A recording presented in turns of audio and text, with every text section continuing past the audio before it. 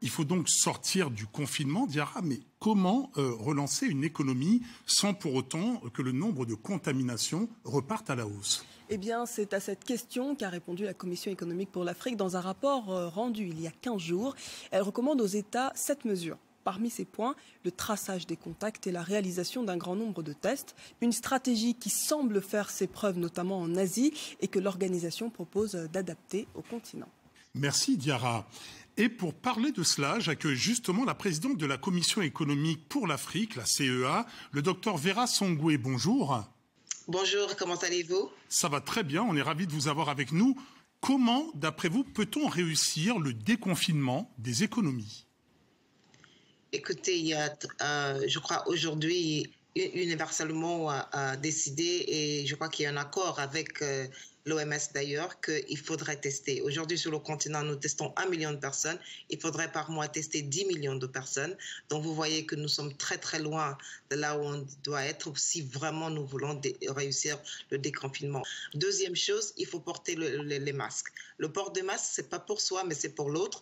Et je crois que c'est très important parce que nous savons comment ce virus contamine les autres. Troisième chose, évidemment, c'est distance sociale.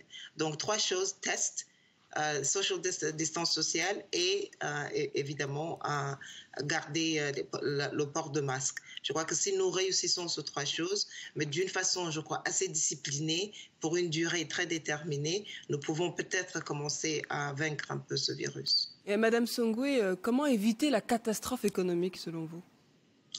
Or, la catastrophe économique, elle est déjà là. Donc, je ne pense pas que c'est comment éviter, si je puis dire. Je crois qu'aujourd'hui, nous sommes à comment est-ce que nous pouvons essayer de reconstruire nos économies. Aujourd'hui, l'économie, des économies de l'Afrique devaient croître à 3,2%. Nous sommes probablement à une croissance de 1%.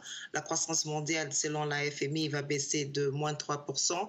Pour nos pays marchés exportateurs, comme l'Europe, moins 6%. La Chine, aujourd'hui, une décroissance la plus grande depuis l'ère de Mao Zedong, donc les États-Unis. Donc ça, c'est nos 3 grands marchés, l'Europe, la Chine et les États-Unis. Donc, vous voyez que c'est quelque chose qui est déjà arrivé. Aujourd'hui, la question, c'est comment essayer de reconstruire nos économies. Et nous sommes en train de faire cela. Première chose, c'est évidemment le commerce interafricain. Il va falloir qu'on essaye de voir un peu comment nous pouvons régénérer une croissance, une consommation, une demande intérieure. Mais je crois que la deuxième chose la plus importante, et ce que la CEA et les ministres des Finances demandent, c'est une sorte de fiscal stimulus, une relance pour nos économies de 100 milliards de dollars. Et où trouve-t-on l'argent, Dr Songwe?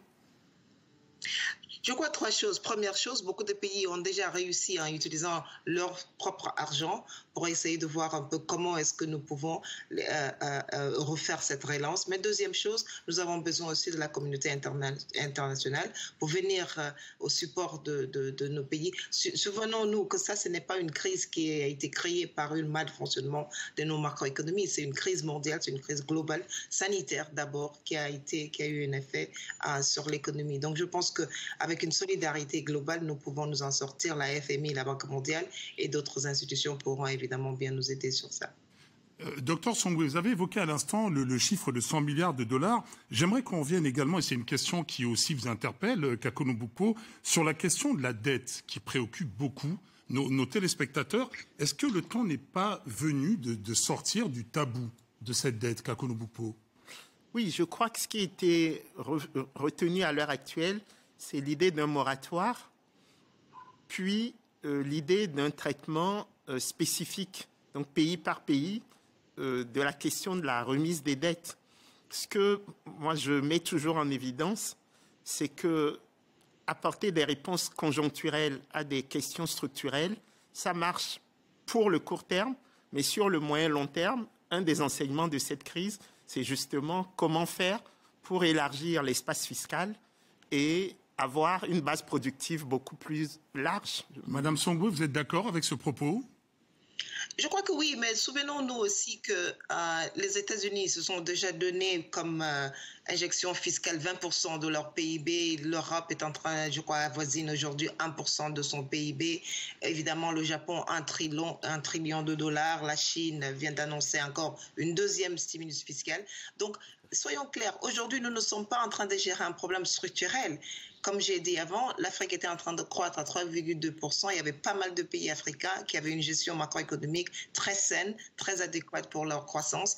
Et aujourd'hui, nous sommes tous globalement frappés par ce fléau international. Et c'est là où vient la crise. Évidemment, si nous commençons à rouvrir les économies, l'économie africaine, c'est 55 pays, n'oublions pas, il y aurait toujours 2, 3 ou 4 pays qui avaient déjà une stress par rapport à leur dette budgétaire. Mais je suis tout à fait d'accord avec Paco Naruko parce que nous avons aujourd'hui notre impôt fiscal, la fiscalité, c'est 13% du PIB. Ce n'est pas suffisant. Il va falloir arriver à 30% et 42%. Et là, je pense qu'il y a des problèmes structurels qu'il faudrait gérer. Mais l'Afrique du Sud avait déjà 27-28% de son imposition fiscale. Elle est aujourd'hui aussi dans une crise. Elle a perdu 20% de la force de sa monnaie, pas parce qu'elle était dans une mauvaise gestion, mais parce qu'on a eu une crise mondiale. Donc vous n'êtes pas plus inquiète que cela par rapport aux prévisions qui avaient été données avant cette pandémie? La prévision qui avait été donnée avant cette pandémie était une prévision qui disait qu'on avait 8 pays qui étaient dans des problèmes de gestion de la dette assez importantes. Ces 8 pays, évidemment, comme je dis, sont des pays très différents. Nous avons 55 pays sur le continent. Je n'aimerais pas qu'on résume le continent sur 8 pays qui avaient une mauvaise macro-gestion. Pourquoi ne parlons plus de tous les 25 pays qui avaient une super macroéconomie, qui étaient sur le marché, qui avaient l'opportunité d'emprunter sur des marchés des capitaux et que le Fonds monétaire et les autres marchés de cotation disaient que c'était des pays qui étaient en bonne performance, comme par exemple le Kenya, la Côte d'Ivoire, le Sénégal, il y en a beaucoup, donc le Seychelles. Donc je pense que très souvent on a tendance sur l'Afrique de partir vers les 5 qui ne sont pas les meilleurs élèves et on oublie les 25 ou les 27 qui sont en train de bien performer. Toute l'Afrique de l'Est était en croissance de 7% en Éthiopie où nous sommes, elle était à 8% et on avait une prévision d'un peu plus. Donc je pense que le Rwanda, et n'oublions pas qu'il y avait des pays qui avaient une macroéconomie assez solide. Docteur Songwe, merci d'avoir répondu à nos questions. Je vous en prie, merci et prenez soin de vous.